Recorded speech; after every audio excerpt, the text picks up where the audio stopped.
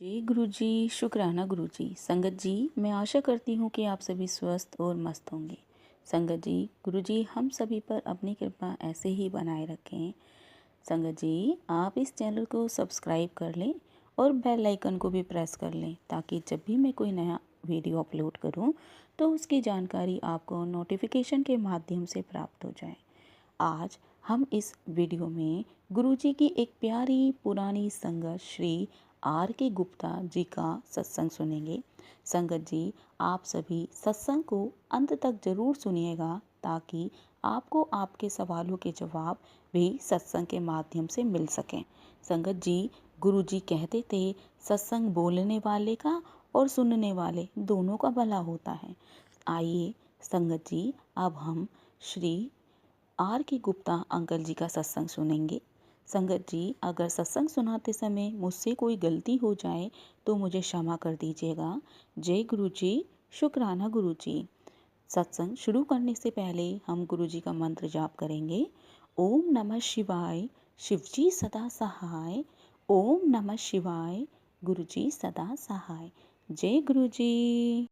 संगत जी, अंकल जी बताते हैं 2004 में हितेश जेत्रा अंकल जी ने मुझे गुरुजी के पास आने के लिए कहा था, लेकिन मुझे उनके पास पहुंचने में 2 साल लग गए।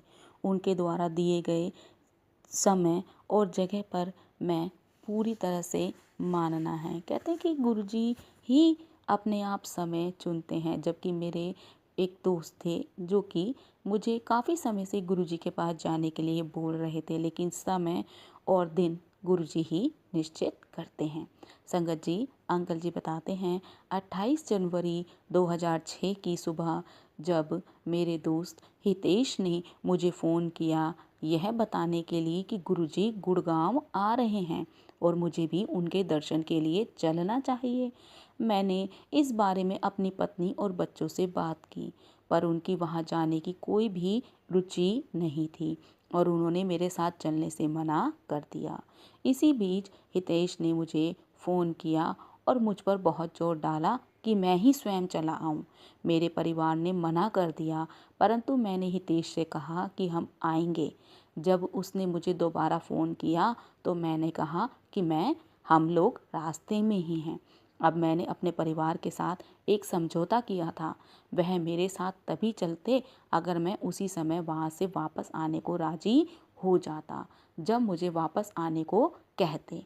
अब वह लंगर लेने के लिए भी नहीं माने थे, परंतु जब हम वहाँ पहुँचे जहाँ गुरुजी का कार्यक्रम रखा गया था, मेरे परिवार में परिवर्तन आ गया। हमें ऐसा लग रहा था जैसे हम स्वर्ग पहुँच गए हैं और हमने बैठकर शब्द सुने, गुरुजी का लंगर खाया और वापस आए। 20 दिन बाद हम गुड़गांव के हमें मासिक जो कि हर महीने सत्संग हुआ करता था वहाँ पर हमने पहुँचना शुरू कर दिया और उसके बाद फरवरी 2006 से हम एम्पायर स्टेट भी जाने लगे। संगत जी, अंकल जी बताते हैं मैं पहली बार एम्पायर स्टेट गया और जब मैं गुरुजी के से घर जाने के लिए मैं आज्ञा ही मांग रहा था, वह बोले आओ कंपनी के सेक्रेटरी। पर जब मैंने उनकी ओर देखा तो उन्होंने मुझे नज़रअंदाज कर दिया।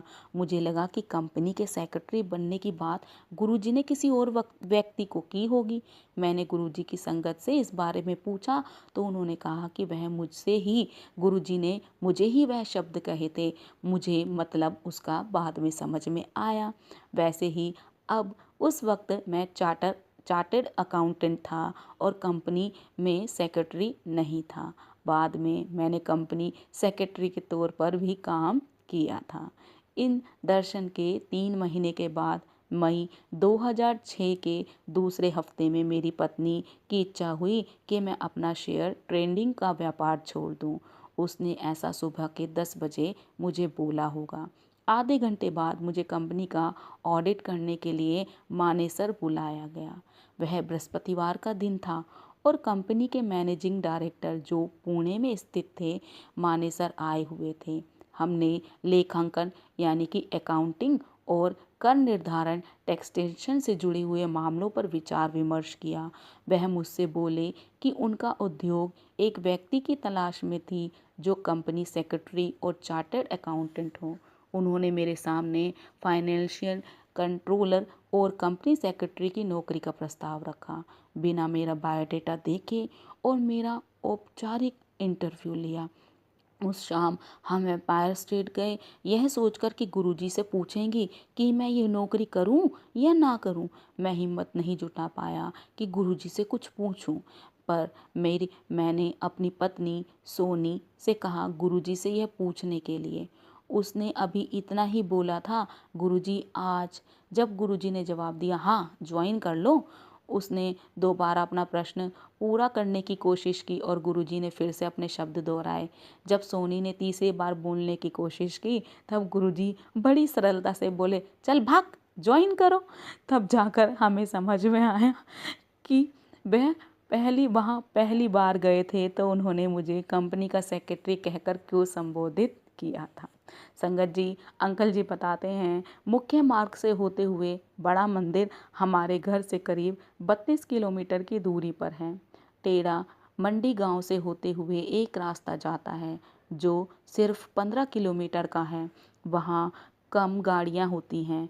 हम बड़े मंदिर मुख्य मार्ग से ही जाया करते थे। एक दिन हम दूसरी संगत के साथ छोटे रास्ते से गए क्योंकि इस रास्ते से जाने से समय और पैसा दोनों ही बच रहे थे। हमने आगे से इस छोटे से रास्ते से जाने का निर्णय किया, परंतु इस पूरे रास्ते पर ना तो कोई पेट्रोल पंप था और न ही कोई अन्य गाड़ी का मैकेनिक ही। एक बार जब हम बड़े मंदिर से वापस आ रहे थे तो इस रास्ते पर हमने पहले एक और फिर दूसरी गलत मोड़ ले लिया। जल्द ही हम बिल्कुल अंधेरे में एक सुनसान जगह पर थे। ना तो हम आगे जा सकते थे और ना ही वापस मुड़ सकते थे। मैं गाड़ी चला रहा था और मैंने बस गुरुजी को याद किया।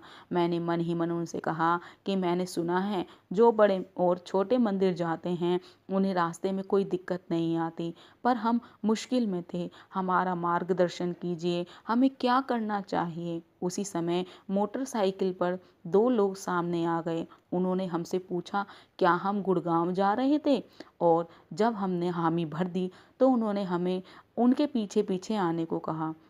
वो दिव्य दूत हमें मुख्य मार्ग से गुड़गांव ले गए। हमने उनका धन्यवाद करना चाहा पर वे दोनों गायब हो गए। हम में से किसी को भी नजर नहीं आए। गुरुजी की कृपा से वह हमारी मदद के लिए आए थे। यह अनुभव हमारे लिए महत्वपूर्ण था और हमारी यादों में वह शामिल हो गया। गुरुजी हमेशा हमारे साथ हैं और वह हमेशा हमें सुनते हैं। संगत जी, अंकल जी बताते हैं, मेरी बेटी के 12वीं कक्षा में 86.25% अंक आए थे जब हम दिल्ली यूनिवर्सिटी में बीकॉम ऑनर्स के लिए आवेदन पत्र भर रहे थे। हमें गुरुजी के एक अनुयायी से संदेश मिला कि उसको मैत्री कॉलेज में दाखिला मिलेगा। जब पहली सूची आई तो ऐसा ही हुआ। हमने पहले ही दिन जाकर मैत्री कॉलेज में दाखिला दिलवा दिया। जब कक्षाएं शुरू हुई, विभाग के प्रमुख ने विद्यार्थियों को बताया कि बीकॉम ऑनर्स की कट ऑफ 89% थी। एक गलती के कारण अखबार में और दिल्ली यूनिवर्सिटी की वेबसाइट पर 86% छपे थे। अंकों की इस दिव्य गलती की वजह से कॉलेज ने 128 दाखिले कर दिए जहां केवल 40 होने थे। हमें फिर से इस बात का एहसास हुआ कि गुरुजी हमारी कितनी मदद करते हैं। यह सिर्फ गुरुजी की वजह से ही हुआ है कि मेरी बेटी को दिल्ली यूनिवर्सिटी में दाखिला मिला, और वो भी बीकॉम ऑनर्स में, जो वह हमेशा से करना चाहती थी। जी, अंकल जी बताते हैं, मेरी बेटी के गुड़गांव से दिल्ली कॉलेज जाना उसके लिए लगभग नामुमकिन सा था, पर गुरुजी के संरक्षण और आश्रय की वजह से वह बहुत आराम से कॉलेज जा पाती है। गुरुजी हमारी पूर्व ज्ञात और आकस्मिक परेशानियों का ख्याल रखते हैं। एक दिन मेरी पत्नी के सिर पर स्नान गृह में एक बड़ा भारी ग्रेनाइट का टुकड़ा गिरा। हैरानी की बात यह है कि फिर भी उसे चोट नहीं पहुंची। गुरुजी ने उसे नई जिंदगी दी थी। गुरुजी सच में भगवान हैं। संगत जी, यह मिस्टर आर के गुप्ता, जो कि गुरुजी की एक पुरानी संगत हैं, उनका सत्संग था जो कि 2 मार्च 2008 का है और बड़ा ही प्यारा सत्संग था। संगत जी, गुरुजी अब कब किस संगत को अपने पास बुलाते हैं, समय और स्थान गुरुजी खुद ही निश्चित करते हैं। ना तो हम अपनी मर्जी से गुरुजी से जुड़ सकते हैं और ना ही अपनी मर्जी से गुरुजी के ही सत्संग में जा सकते हैं, ना ही हम बड़े मंदिर में जा सकते हैं। हम गुरुजी का स्वरूप भी तभी पा सकते हैं जब गुरुजी की इच्छा हो। तो संगत जी, हम इफ एंड बट में लगे रहते हैं और गुरुजी हमें घर बैठे ही ब्लेस कर देते हैं। कई संगत को अपने सवालों के जवाब मिले होंगे संगत जी, और जो नई संगत जुड़ रही है उनको तो बहुत कुछ सीखने को सुनने को मिल रहा है। और जो सत्संग गुरुजी से जुड़ी हुई हैं उनका कोटि कोटि धन्यवाद गुरुजी की महिमा करने के लिए। और आज मैं अपनी वाणी को यहीं विराम दूंगी। जय गुरुजी, शुक्राना गुरुजी। ओम नमः शिवाय। शिवजी सदा सहाय। ओम नमः शिवाय। गुरुजी सदा सहाय।